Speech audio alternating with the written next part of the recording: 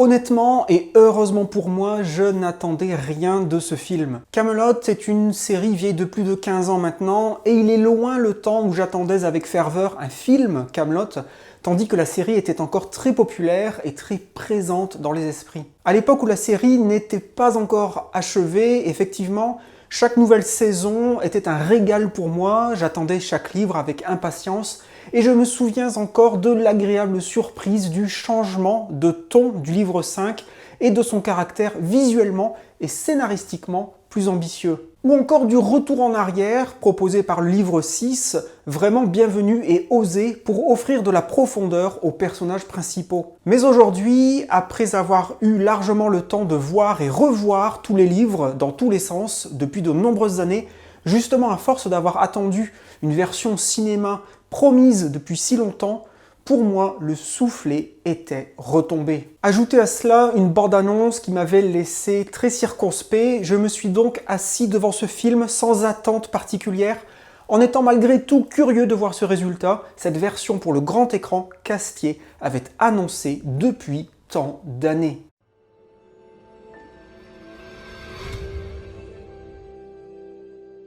Dans Kaamelott, premier volet, on a un début séduisant. Lieux exotiques, jamais vus dans la série, des choses différentes. On est sur un bateau, puis dans un marché. La caméra nous montre du mouvement, des couleurs chaudes. Le scénario introduit de nouveaux personnages, etc. Je me dis, très bien, Astier a été ambitieux. Il s'affranchit du format télé ou sérialisé et il va nous proposer une vraie œuvre cinématographique, une histoire qui ne va pas être confinée et esclave des moyens limités de la télé. On va voyager, on aura de beaux décors naturels, des mouvements de caméra audacieux, une mise en scène à la hauteur des promesses d'un ticket de cinéma. Par exemple, le personnage du chasseur de primes qui capture Venek au début est assez charismatique et intéressant. Il est incarné par un acteur convaincant qui a une voix et une présence notables. Même chose pour le personnage du marchand d'esclaves, il est prometteur, même si son vocabulaire et sa façon de s'exprimer ne varient pas de ce qu'Astier a l'habitude d'écrire. Rapidement, on découvre un Arthur esclave, encore une fois, chose jamais vue et surprenante pour cet ancien roi en exil. Comment a-t-il survécu toutes ces années? Quel homme est-il devenu? Autant de questions qui nous taraudent alors immédiatement. Son comportement semble tout de suite différent et surprenant, avec notamment l'utilisation d'un scorpion pour se débarrasser d'une menace, ce qui est peut-être un clin d'œil à l'épisode où Grudu craignait la présence de cette bestiole dans le lit d'Arthur. Sauf qu'ici, on nous montre que ces craintes, autrefois jouées sur le ton de la comédie, peuvent être tout à fait justifiées. Bref, on n'est plus là pour rigoler. Arthur tue sans sourciller, on n'a pas l'habitude de voir ça de la part de ce roi juste. Bien joué, Astier. Mais malheureusement, ces nouveautés, ce ton dramatique, cette ambiance bel et bien cinématographique, ces scènes d'action, ces lieux rafraîchissants, cette ambition, tout ça ne dure pas au-delà de ce premier gros quart d'heure. Tout ça va vite disparaître pour faire place à de l'attendu, du recyclé et une méchante impression de déjà-vu. Rapidement, j'ai alors eu l'impression de regarder un best-of des premiers livres de Kaamelott, loin des ambitions cinématographiques amorcées par les livres 5 et 6. J'ai eu plusieurs soucis face à ce film qui me font dire qu'Astier a raté le coche. Le rythme, tout d'abord, est très soutenu. On ne reste presque jamais avec les mêmes personnages pendant plus de quelques minutes. Tout s'enchaîne très vite. Les vannes, les jeux de mots, il faut insérer le plus de personnages possible, même les obscurs ou les oubliés, qui vont venir balancer une vanne et ne plus jamais apparaître. On peut comprendre la volonté de vouloir inclure du fanservice, et c'est sympa de revoir son personnage secondaire ou tertiaire préféré, ses paysans favoris. Le problème, c'est que ça enlève du temps à des scènes accordées aux personnages principaux qui auraient pu ou dû être plus longues afin de leur donner de la profondeur, savoir ce qu'ils pensent, ressentent et vivent. La structure, le découpage rappellent les premiers livres de Kaamelott. C'est épisodique. Du coup, tout ou presque reste superficiel. On ne rentre pas dans la tête des personnages et on ne ressent presque rien. Où sont les monologues, les moments d'introspection ou les longs dialogues? Vous vous souvenez du monologue de César dans le livre 6? Du monologue d'Arthur après sa tentative de suicide? Du dialogue entre Arthur et Lancelot, inspiré de celui entre De Niro et Pacino dans Heat? Des envolées sombres de Méléagan? Moi oui, et ce sont ces moments qui ont sublimé Kaamelott à mes yeux, qui ont fait sortir Kaamelott de la série rigolote qui faisait suite à Caméra Café pour en faire une série marquante, tout en conservant une certaine part d'humour et d'absurde. Une série qui savait mélanger humour et drame, légèreté et sérieux. La série avait évolué, avait mûri pour acquérir un caractère plus cinématographique, un rythme qui prenait plus son temps pour donner de la consistance aux personnages. Mais là, j'ai le sentiment d'un retour en arrière. On ne se pose pas, on reste dans du texte à forte teneur en comédie absurde, on n'est quasiment jamais véritablement sérieux, et personnellement, je n'ai vu aucun échange verbal qui me marquera, là où la série avait réussi à le faire plus d'une fois. En tout cas, c'est donc en grande partie à cause de l'humour ou de la tonalité comico-absurde que j'ai trouvé bien trop présente au détriment de l'aspect dramatique. Cet humour est aussi beaucoup trop attendu et connu. Ce sont plus ou moins les mêmes blagues, les mêmes ressorts, les mêmes ficelles qu'on connaît déjà. Lot qui ne sait pas parler latin, Perceval avec ses jeux sans queue ni tête, l'incompétence des dirigeants de Kaamelott, la débilité du roi Burgonde, et j'en passe. D'ailleurs, j'ai trouvé la scène du jeu de Perceval interminable, et c'est le moment où j'ai regardé l'heure pendant le film, ce qui n'est jamais bon signe. Alors bien sûr, tous ces éléments font partie de l'univers de Kaamelott, de son ADN, mais à mes yeux, le souci c'est qu'ici, c'est un peu tout ce qu'on a à se mettre sous la dent, et ce n'est pas du tout suffisant pour soutenir un film. On ne regarde pas un épisode du livre 1 ou 2, on est devant un film. Un élément que j'ai remarqué, c'est que certains personnages ne ressemblent plus vraiment à ce qu'ils étaient autrefois. Mention spéciale au personnage de Christian Clavier, le jurisconsulte, qui passe son temps à éructer et à insulter tout le monde, y compris Lancelot. Les personnages peuvent évoluer, bien sûr, mais pourquoi ici, en l'occurrence, Lancelot se laisse-t-il marcher dessus de cette manière?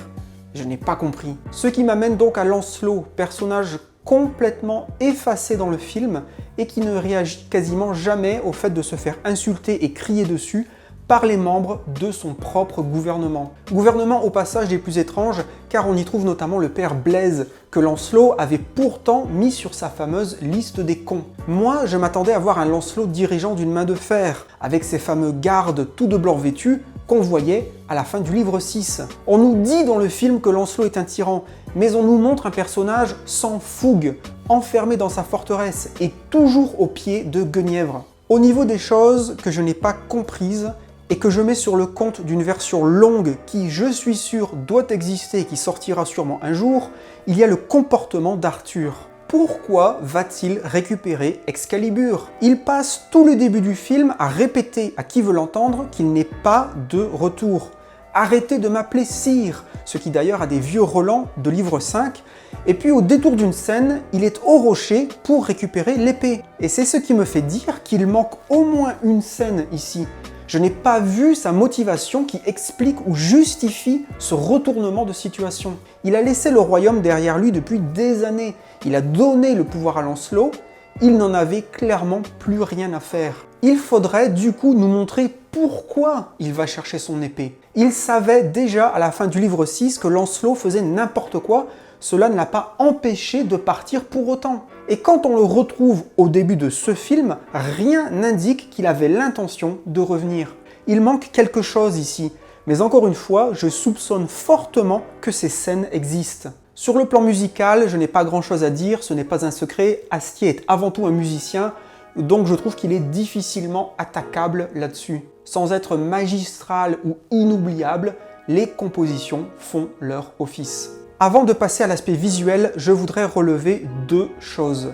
D'abord, il y a peut-être un souci de continuité ou de chronologie. Il me semble qu'on nous dit que ça fait une dizaine d'années qu'Arthur a disparu. Mais quand on voit les filles de Caradoc, elles ont l'air d'avoir une vingtaine d'années. Elles ne devraient pas être plus jeunes que ça, du coup, vu qu'on les voit enfants à la fin de la série, où les actrices ont simplement l'air plus âgées qu'elles ne le sont. Honnêtement, heureusement que le film nous dit de qui il s'agit, parce qu'au début j'étais perdu et je n'aurais jamais fait le lien. Autre chose, il y a une scène qui m'a dérangé, celle des prémices amoureuses ou sensuelles entre deux très jeunes ados. Non.